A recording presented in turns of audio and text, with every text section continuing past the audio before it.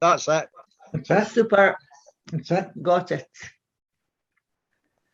There's recording in progress anyway, so. I don't know if we're worth recording, but never mind. We'll do our best. We better Sure. be. He's got evidence. Eleanor, Yeah. we can sit and listen to you all night. Yeah. Hi, Nicola. Oh, okay. Connecting. Somebody's connecting in that. The 299548 's Richard. That's Richard. Yeah. Hi, Richard. How you doing? Fine, thanks. Hi, Good. Alden. Paulina, good to see you. Morning. Hi, And Paulina, darling. who's that name in there? Maureen. Maureen. Hi, Alan. Hi, Alan. how are you? Fine, can you hear? Oh, I can't see my face. Hold on, because I don't think my video's on, is it? No, No. Neon Maureen. Okay, let me get back off again then. I'll come back on. Right. Okay. How are you kinda doing thought you tonight, might be here. Pauline? Paulina. All right, thanks. That's good. Good to see you, darling. Good to see you too. Richard, you've heard me speaking about Jack Strachan. Aye. Yeah, so this is his wife, Maureen. All right. Jack was my mentor, and he's the guy that brought me to the Lord. Is that right? Yeah. Good, good. I think he Yeah, meant of a lot was Alan. yeah. Kathleen's the church in Aberdeen. See you, Eleanor. Kathleen, good to see you. Paul. Paul, good to see you. How you Well, they all doing? want to remain out of video tonight. And Oh, Maureen, there's good her, to see you Maureen. Hi, again. darling. You hear me now? Yeah. A bit. Yeah, that's it. I can see you now, Maureen. Yeah. You're still So, beautiful. Hi, Paul. How you doing? Hi. How's everything Hello, Maureen. stateside? Paul, that guy was Hi, amazing Paul. last week. How you doing? Thank you so much for introducing me to that guy, Willie Franklin. He was incredible. He was Yeah. hot. He's that way all the time. He's that way all Oh the time. my word, he was just It's amazing. fantastic. And he's How on are you again. doing, He's Paul? on again next week. So for those of you that Oh, didn't we'll see see him, Good. you Came need here to to watch missed us him last for week. 3 weeks, for about 3 weeks, and we had a great time with him, and we baptized I don't know how many people. Yeah, This- it's like a Maureen. It's like he's like Jack Strachan. He's just a different color.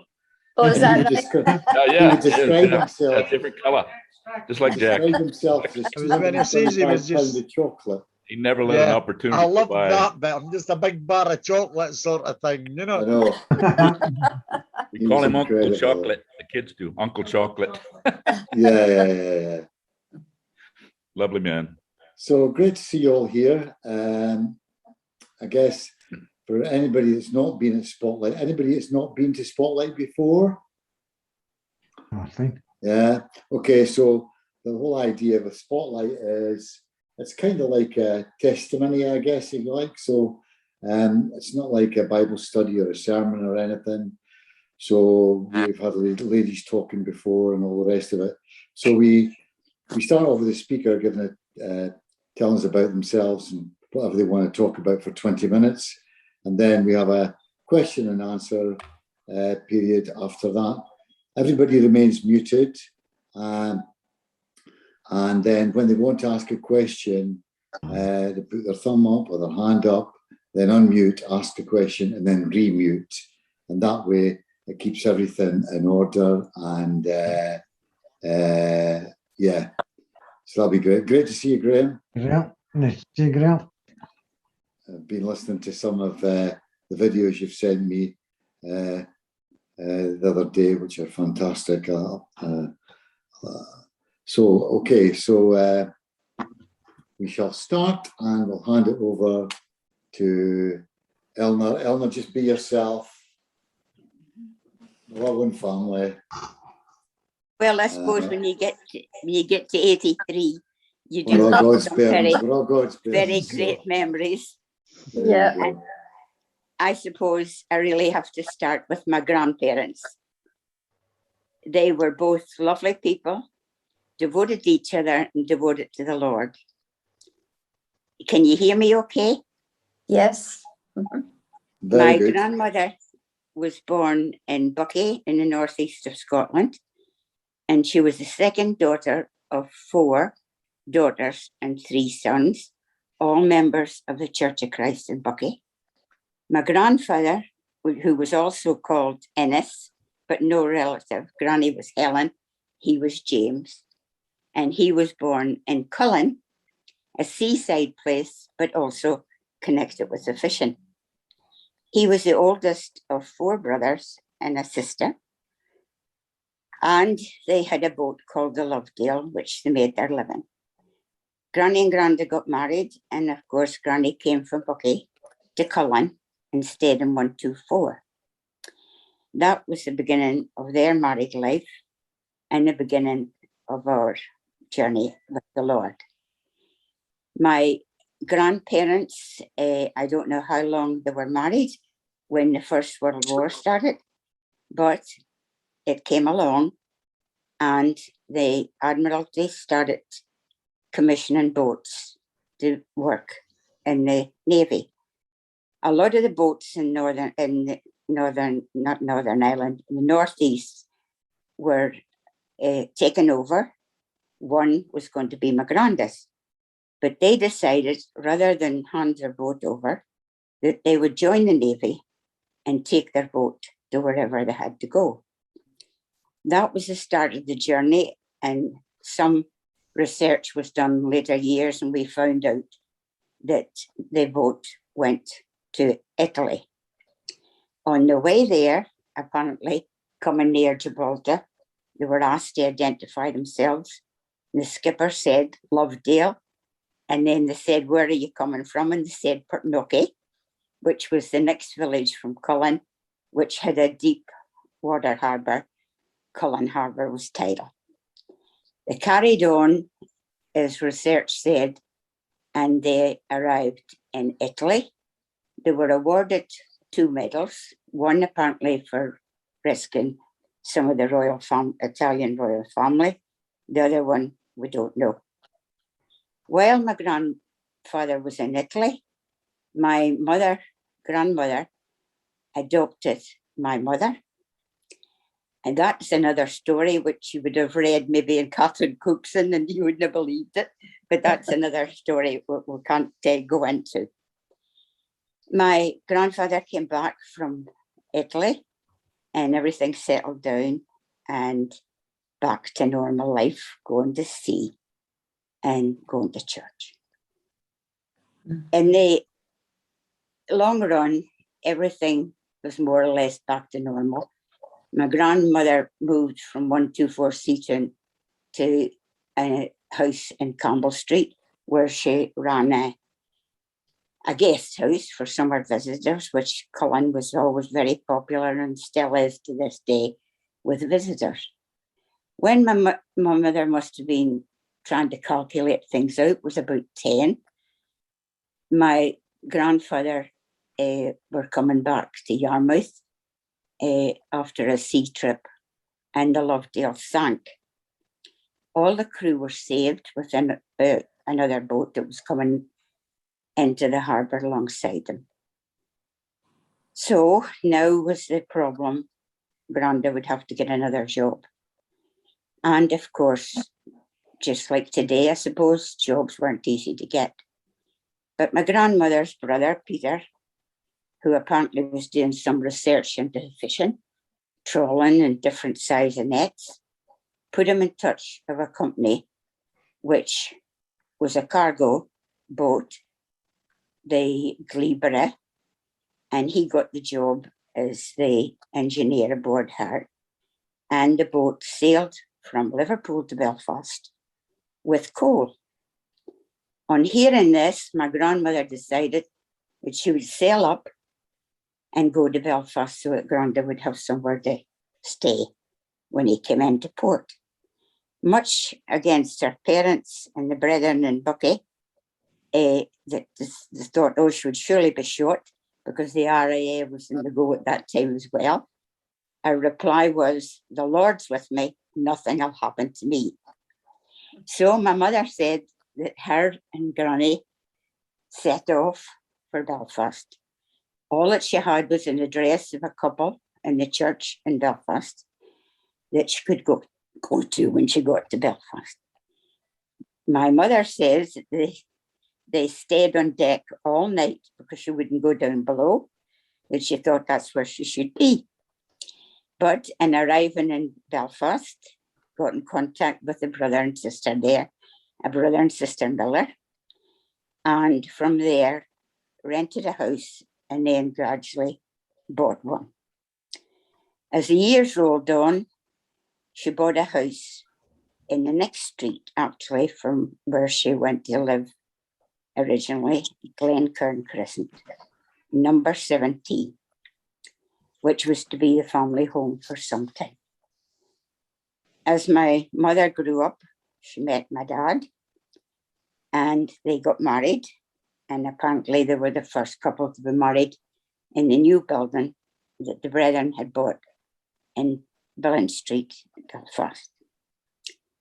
A year later, twin girls came along, my sister and I. We were born in 17 Glencairn Crescent, and we stayed with Granny, I think, for a couple of years before we got a house, which we rented further along the Crescent at number 51. When we were about 5, we got another sister called Margaret, and she was born, but not at home. She was born in a nursing home.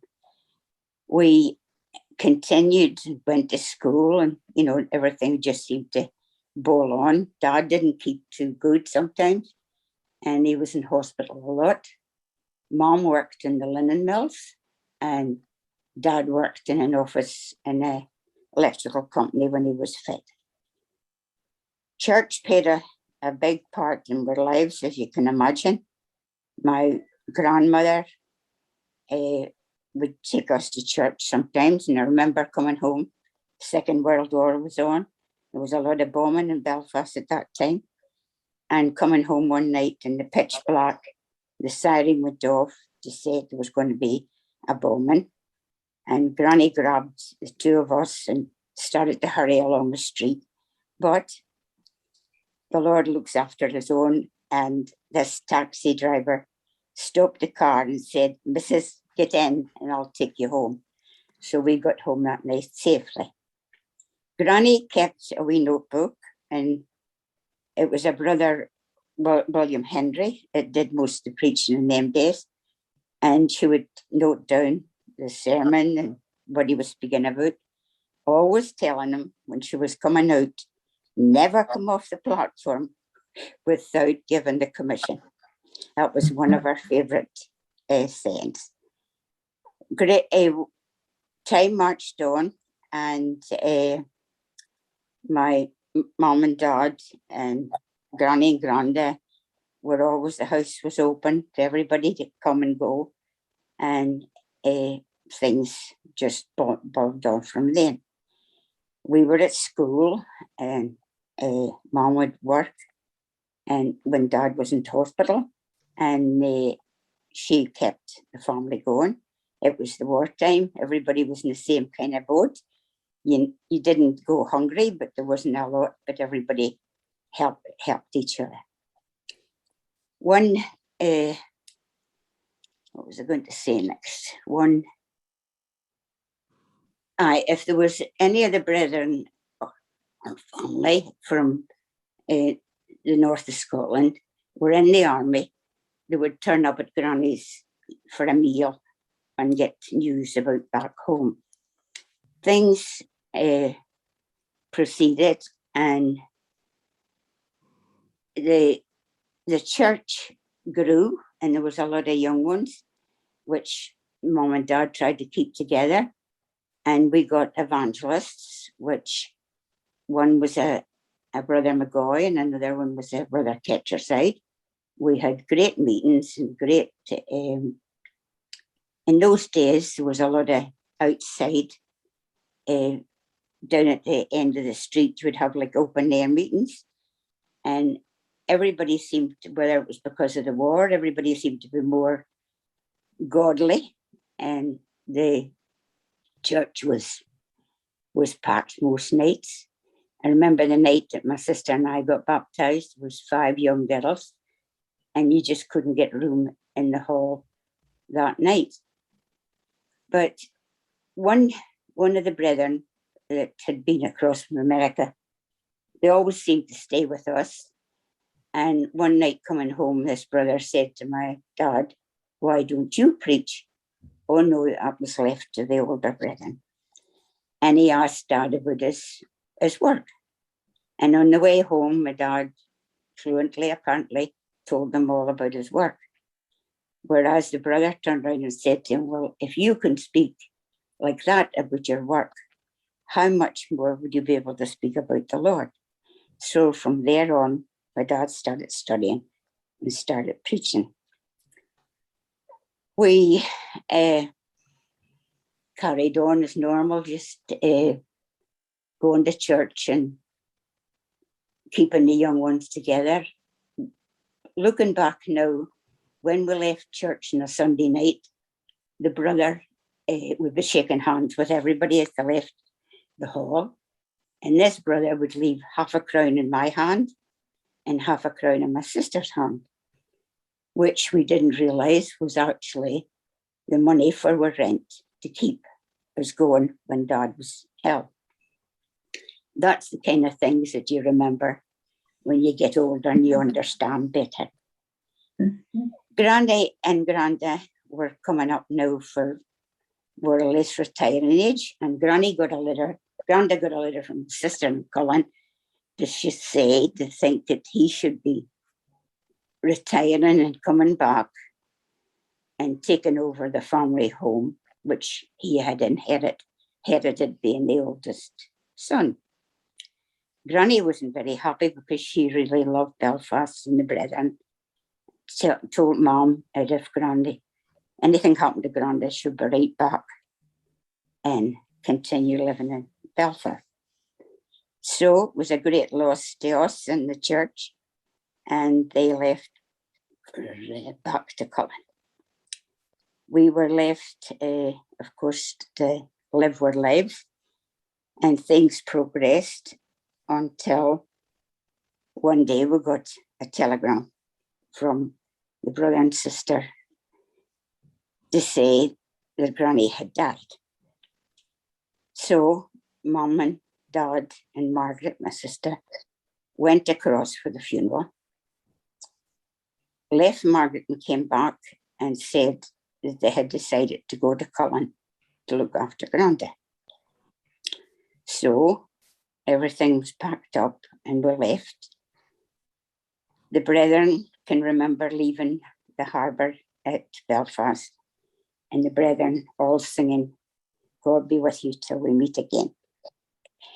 That hymn always comes back, and you think about those kind of times. You think about the young men that were sent across from Belfast to America to learn more of the word. Nat Cooper was one, and Hugh Tinsley was another, and I can remember. And of course, every now and again, if somebody crops up that you remember that was there when you were young.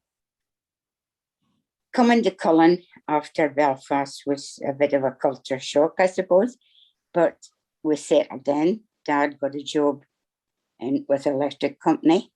The church in Portnocky was a small, older congregation, but Dad started up the Sunshine Corners and different things, and the church progressed, and quite a few brethren were added to the Lord.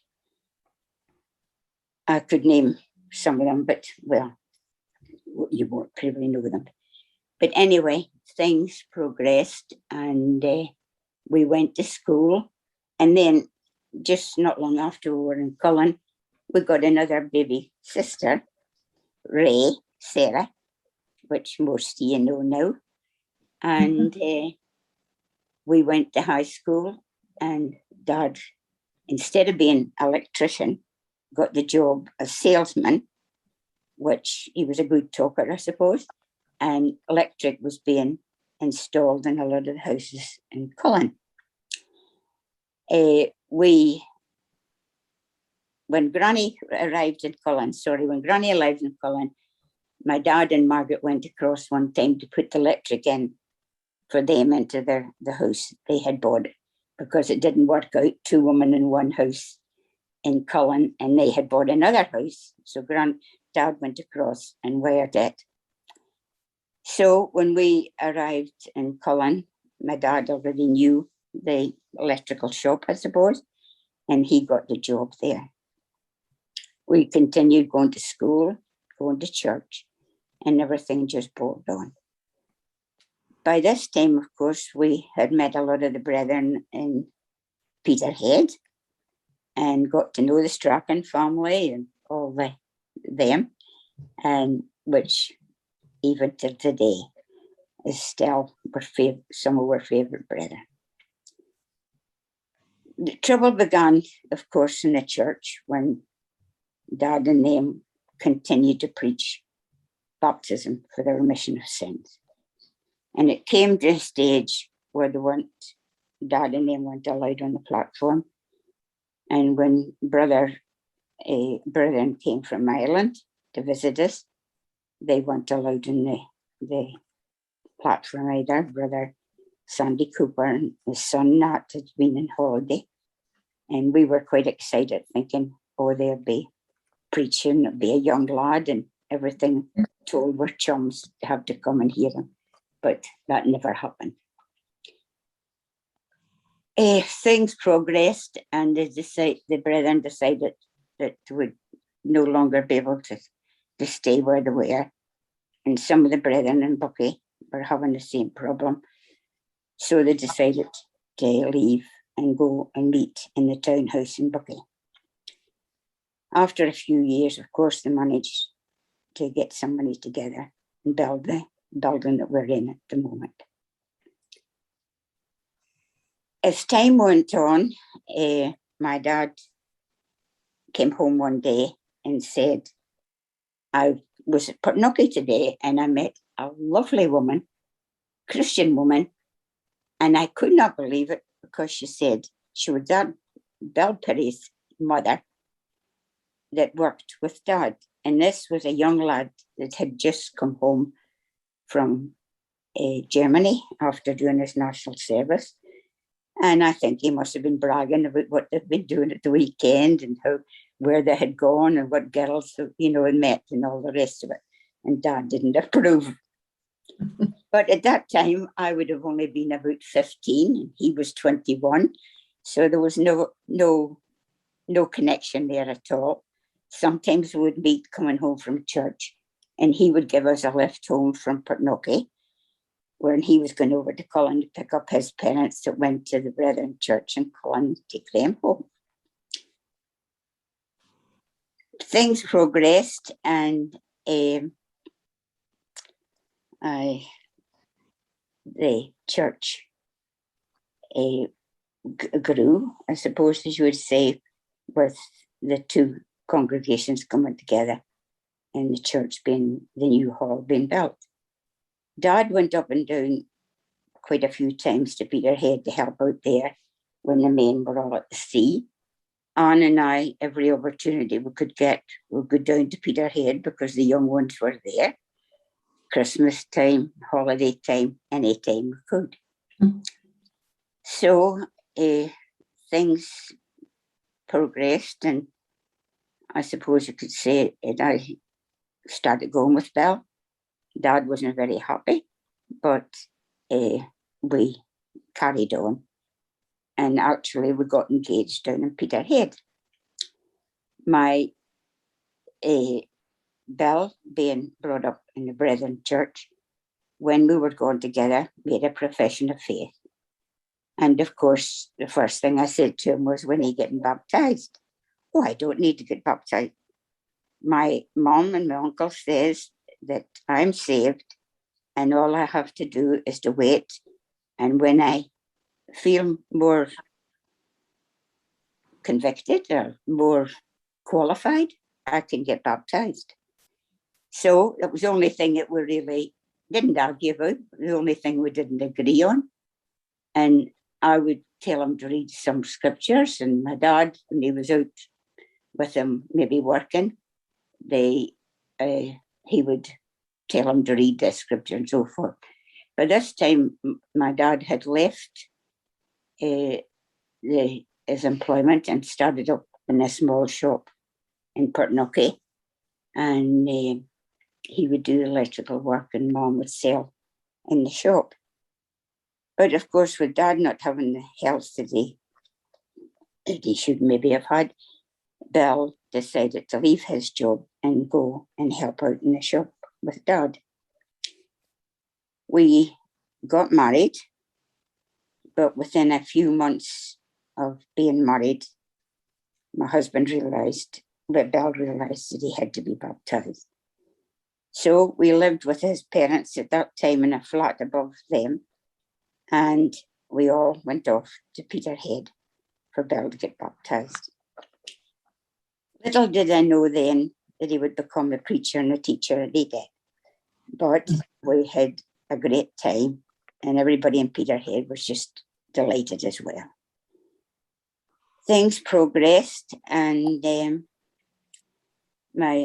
Bill went into partnership with Dad and got the shop, and that started the business Hunter & Pirie. We had more problems in the church, as everybody has, and trying to keep to the scriptures and trying to make people realise what was important and what wasn't important. But years rolled on. First baby was born, Ruth, and then Lynn, and then Hunter.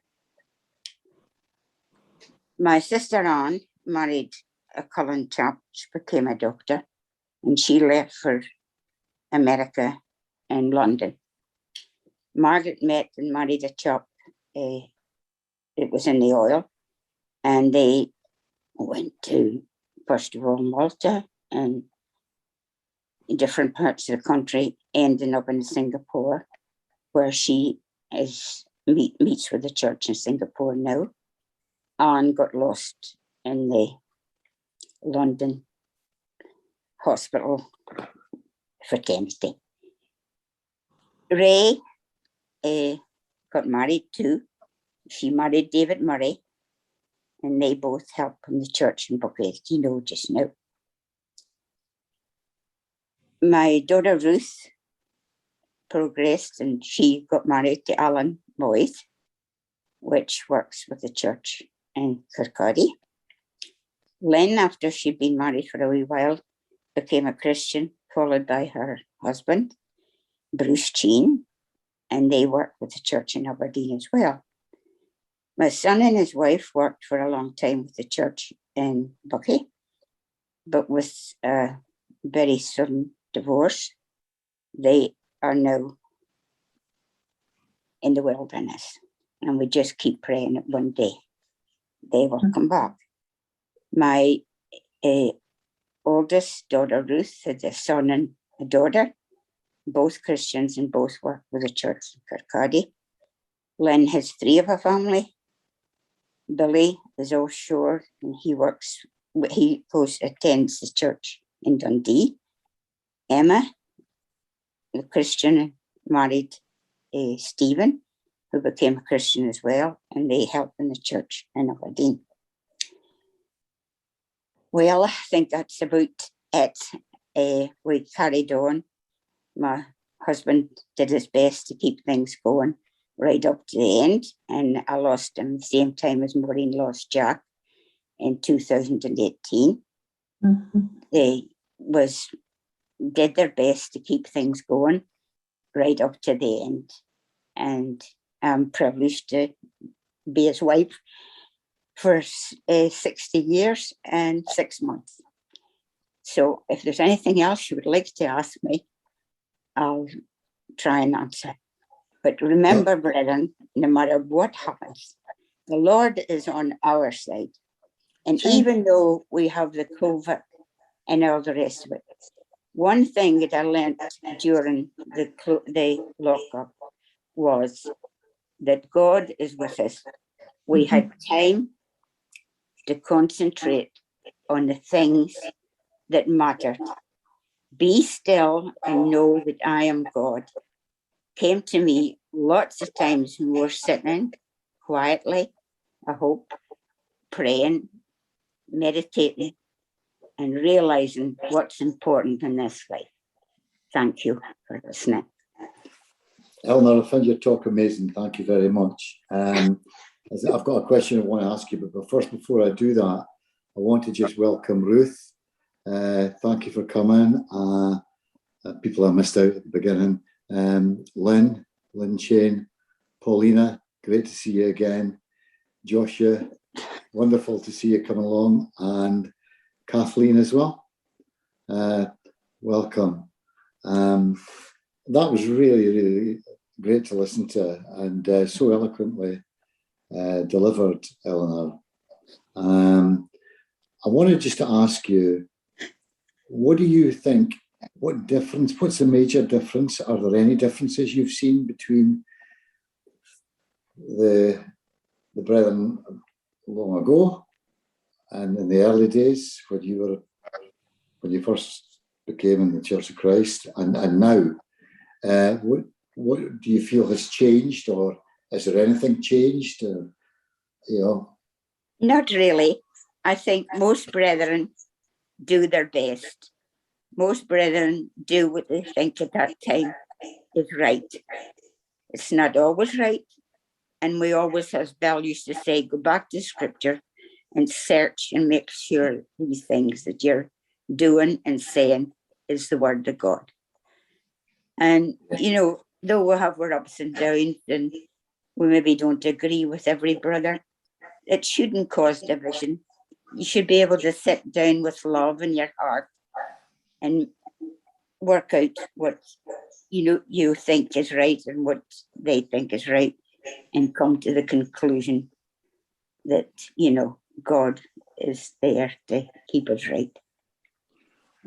Thank you, Eleanor. I'll open it up now. Anybody else got a question they want to ask? And I can't see everybody on the one screen, so just I guess just unmute and shout so I can let you speak. Yes, Joshua.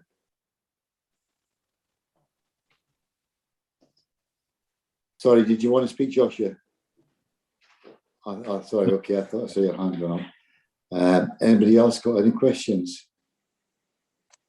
Alan, it's not a question. That's fine. Maureen? Eleanor, I'll never forget your mum and dad. And I remember Jack and I had left Peterhead to go down to Edinburgh, and Jack was preaching for the congregation there. And your dad phoned him very, very late one night. It was just before your dad died. I think he died the next day. And he just says in a very frail voice, Jack, it's Sammy here. I just wanted to talk to you. And Jack says, oh, Sammy, because we had just finished a Bible study with somebody and it was late. And he said, I'm only phoning to let you know that I'm going home. He says, and I want to tell you, just keep on keeping on preaching the word. And that's never left me, never left Jack Elder. And I think it was just a few hours after that your dad passed away. Mm-hmm. So I know. He did his best as well. Yes, he did, Eleanor. Mm-hmm. Absolutely. They all did their best. Yeah. Mm-hmm. So they did. Yeah. Uh-huh.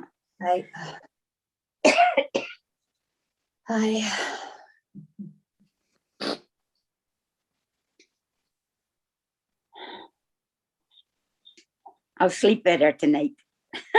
I bet you will too. That's past. You're glad you did it, though, Eleanor. You're glad you did it. Oh yes, I'm glad I did it now. Yeah. You did a great job, Eleanor. It was lovely. Yeah. Thank you, Kathleen. Was. Ollie, you want to speak? I was just going to say there that's two ladies there had men that we really looked up to, and they've just, you can't even believe it. You just heard them speak about their lives, and it's just great. Mm-hmm. Thank A you. wonderful example. Mm-hmm. Mm-hmm. Happy memories. Wilson, sorry, on you go, Wilson. Yeah, happy memories, Eleanor. If we had more Piries and Strachans, we'd take this world over for Christ in 5 minutes. And that is true. Yeah. Two great workers. There's Yeah. plenty of good workers, but to get great workers is a harder thing to do. So Yeah. thank you, Eleanor, and thank you, Maureen. Thank you, Eleanor. Thank you, Maureen. Thank you all. Couldn't have God said it bless. better, Willie. Bless you. God bless. Yeah. Sally, Can I just say before we, if there's no more questions, if there is, put your hands up. I don't want to miss anybody out. If there aren't, then what we normally do is we have a silent prayer. We say a silent prayer to ourselves. So if you've got your prayer lists handy, some of it maybe in your mind, have to write mine down because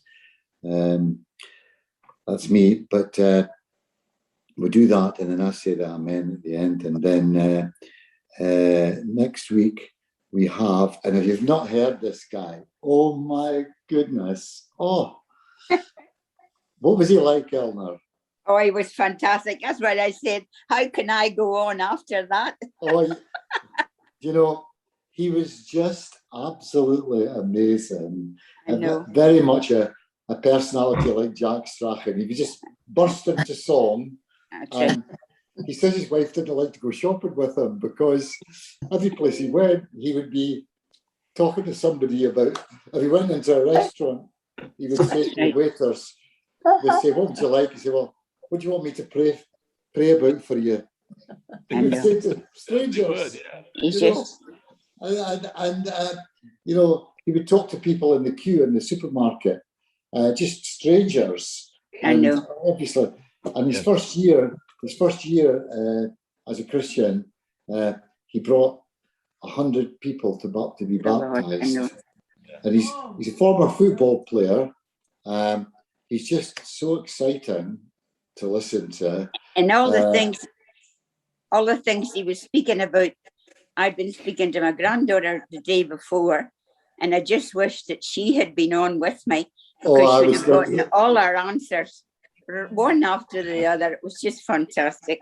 There's a load of folk I wish were here last week. That's right. And I wish there were other people here this week as well, Eleanor, to hear you. But hey-ho, the most important people are here. The people that count, you know. That's right. The people that can afford to give up their time. Yes, Paul. Yeah, I just wanted to mention that, I don't know whether I mentioned this before, but Willie Franklin he lives in Denton, Texas. We're just outside Dallas, I guess. And I'm on a meeting every Thursday night at 5 p.m. our time. It's a men's study group. And that is fantastic too, to study with him and a bunch of other leaders in the church, you know. So it's phenomenal. And another thing he used to do, when he came up here, we went to eat in restaurants, he would do that. He would talk to the waiter and say, is there anything I can pray for you about, you know? And they would just, some of them would break down in tears, you know. It was really something. And he would go into the stores, like in the Safeway or wherever he went, and he'd be singing hymns going down the aisle. And his wife said, well, I'm going to do the shopping. You go down and do your singing. And he'd always get somebody in a Bible study. Always something. I tell you, he was something else. That's incredible. We need more like him. Yeah, that's right. Yes. As a fact, though, you know, there are different types of personalities, and not everybody would be able to do that. And we have to respect that as well. But I think, you know, if you think of Jack Strachan, if you remember what Jack was like, hey, how are you doing? You know, that kind of thing, you know. He was just like super good at getting better. That's right, Paul. and yeah, I know. And you know, he was my idol. He is my idol, really. You know, and I miss him dearly, as many of us will, you know. He was an incredible man, and I'm sure he's got his mansion. Yes, you want to say something, Graham? No, I've got to go. I'm hearing my wife's shouting at me. All right, okay. I'll hopefully see you next week. All the best. God bless. Bye. God bless. Thank you, Eleanor. Bye. So it's a pleasure having everybody here. So Spotlight has turned out to be great, and we're getting people from different church families, and that's wonderful. Coming together. Zoom has been an absolute amazing tool, incredible tool. It is. And without that, I just wonder where we would be, you know, because it's held people together. I have to say that there are some people that have kind of turned off, and I hear today we were at Sunset, and we started a study on the minor prophets. So it's a 3-hour class, 4-hour class on a Friday. So we just come from that just before this meeting started, and they were saying there that there are brethren in the States who are not coming back to the building because they got too comfortable on Zoom. Yeah, on the right-hand side at the bottom. And The so, name is you know, I don't think that applies with us, but we just need to keep these people in our prayers, and also in our short silent prayer, we need to pray for our country, and for the United Kingdom, and for the be thankful for everything that our government has done to help us with the vaccination and all of that. We've got to be grateful, but most of all, we've got to be grateful to God for keeping us safe. Keeping us safe. That's absolutely right. So let's all mute, including myself, and I'll unmute and say the Amen. And we'll go to God in silent prayer. Thank you.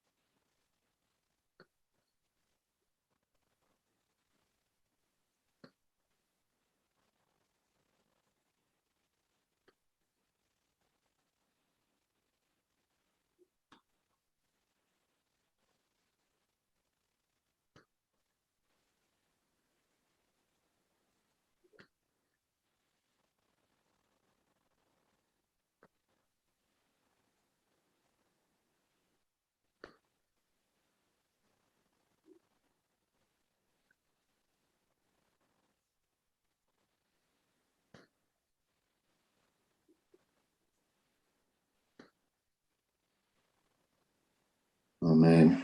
And just say, before we go, just a little advert to throw out there.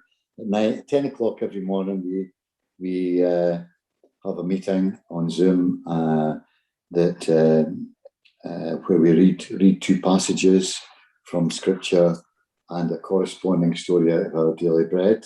Some of you may recognise these little booklets. And then on every evening, it's basically 7 days a week, every evening at 7 o'clock, we do a short study, and it's not me that's preaching at the moment, it's Michael Mazzalongo from Sunset, talking on the book of Job. We're just going to wait to finish that. And then we will be listening to Frank Morgan talking on angels as soon as this is finished. So that will happen in about 3 nights, maybe Monday or something like that. We'll be doing that. So if you want to hear about angels and you want to hear what Frank Morgan's got to say, I can promise you're in for a treat. So we're going to listen to a few of Frank Morgan's lessons, I think, over the next few days. So please tune in with us. Sunday we meet at 9 a.m. in the morning because we've all got our church families to go to.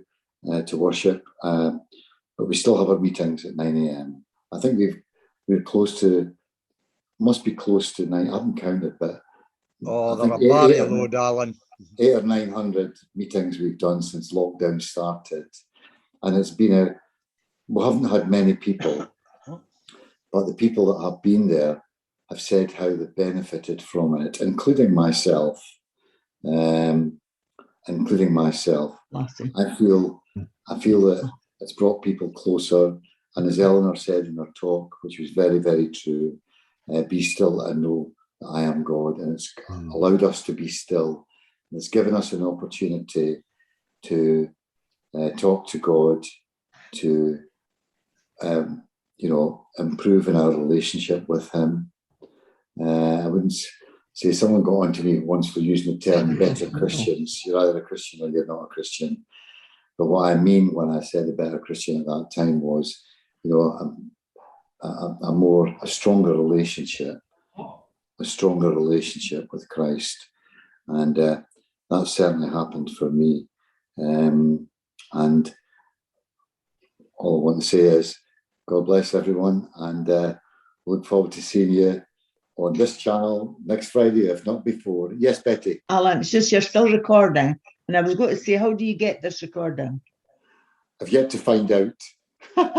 When I stop Zoom, the recording will finish, and then there'll probably be an email sent me a message saying, this is the address on iCloud, and then I'll send that to you. I'm assuming that's what will happen. Because there was a voice at the beginning said, this is being recorded. The recording has started. Recording has started. Thank you, Wilson. And it's still recording. Yeah, I think you can still stop recording. it. So when I click end, it will stop recording. You'll get I the see message. there's a button at the top on the left-hand side saying recording. You get a wee message when you stop it. The recording has stopped. All right. Okay. Thank you for that. That's good. Yeah. Okay. Okay, gang. We shall see you all. Thanks again. I'll see you later. Thank you very much. Love you all. Bye now. Bye. Thank you very much, Eleanor. Thank you. Really good. Thank you. Thank you, Eleanor. Bye. Thank you very much. Thank you. Good night. Yes.